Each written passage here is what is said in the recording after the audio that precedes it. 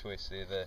The elephant was also walking along the Olifants River on the Olifants River backpack trail, and we hit this big thick spot. And usually I don't mind going through thickish areas, but this thing was too thick to even walk through comfortably. You know, this little game path disappeared in there, so we started walking around it. And then as we started, you know, again straightening to walk with the river, it just heard this movement, just, you know, lots of things running through the bush. And then you could step forward and you could see through the gap there's this elephant herd. I'm not sure how many there were, it's about 10 I'd say, but running out the other way, so they'd, you know, seen us or smelt us or something, all running the opposite way. One big female, it was 30 meters away more or less, and she was just standing there watching us. And then, no, but immediately didn't worry too much about it. I thought the elephants had, you know, had already spotted us, and they're going. And this big female was just waiting for the whole herd to go before she left. But then that's what you'd expect, and then suddenly she just dropped the head and charged. You know, so immediately, because I'd had it a few times, you know, sort of half-hearted elephant charges, sort of cocked the rifle and waited and waited and waited. And then when she's about, you know, just over 10 meters away, then I realized she's not going to stop.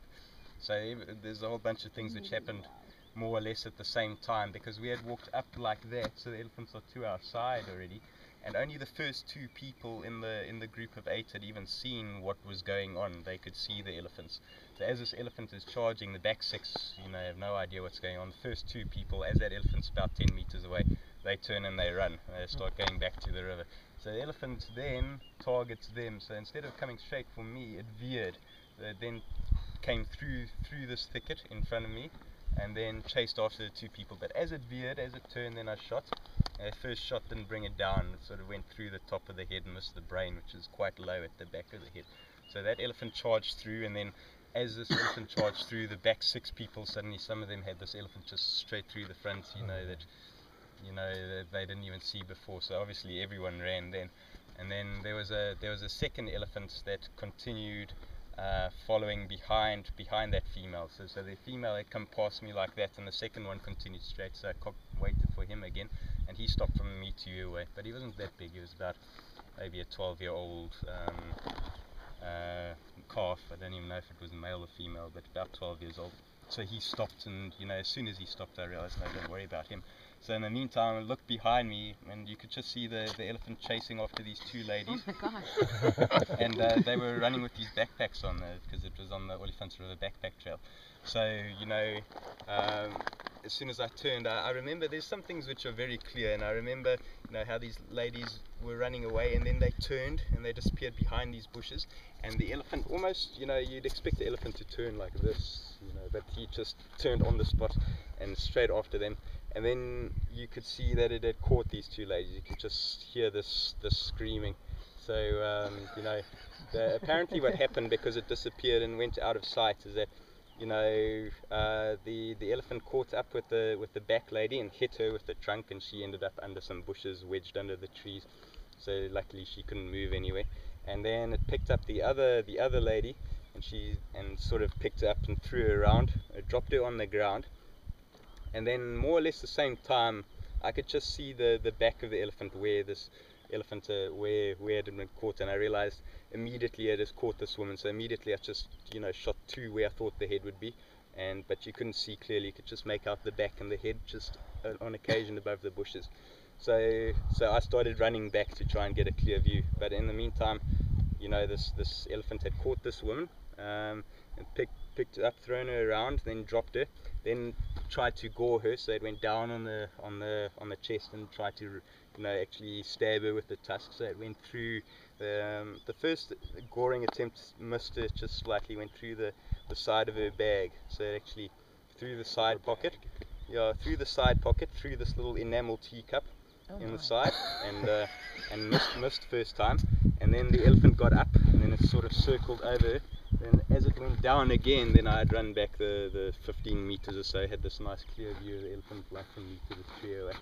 So shot it, dropped it. The elephant fell, well, it collapsed, onto the brisket, but it was braced by the legs, so it went straight down onto the chest. Never fell onto the side, just because it was held by the legs. And the woman, as the elephant collapsed, she ended up, in the sort of cavity between the front legs under the chin. So so as it went down, so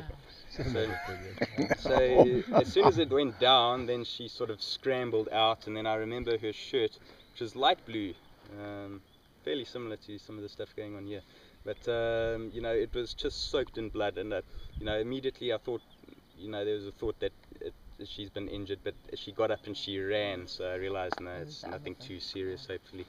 So then as soon as the elephant went down, then everyone started getting up from the different hiding places that they had, and I just told everyone to vacate the area behind it, because I'm just going to do a couple of insurance shots just to make sure it's 100% gone, so shot an extra few shots into the head, and then backed everyone out, walked a little bit out of the area, and we sat on a log and just sort of calmed down for a little while. Obviously, the lady that was caught, she started crying, quite hectically. Her face started swelling up on the one side, so we actually phoned the helicopter to come pick her up, because you couldn't really tell what damage had been caused. But in the end, all that she had was some bruising on the shoulder and a hairline fracture on the cheekbone. That was it.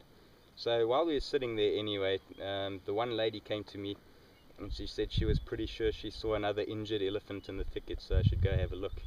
So I thought, well, I might as well go. So I left everyone there and went off by myself. And I thought maybe my backup had shot that second elephant, so that was what was going through my mind. So as I went there, I sort of went quite quietly and slowly, and I looked back in. It was very quiet, but I noticed that the tree that they were staying under, it was a multi-stemmed apple leaf tree. Apple leaf is the same as that tree there. So it grew in like a big V from the ground. There was a tiny little elephant calf about that big. He was completely stuck there. So even after the whole event, how many gunshots and lots of screaming and trumpeting, you could work out what happened is that, those elephants had obviously detected us while they'd been resting there. It was about 3 o'clock in the afternoon. And then as a herd, they've realized humans. They started running away. And this little guy had woken up and tried to run between these two trunks, and he got completely wedged. His pelvis couldn't pass through, so he was stuck there even after the whole event. I walked, he had given up because we had been away a little bit, just calming down, and then I came back. You could see he was just standing there. But then, as he saw me, then you could see just a little bit of movement, just getting a little bit nervous. From about 30 meters away, then I started walking towards him, and you can see he's just kick. And then as I was getting closer, it's like just running on the spot.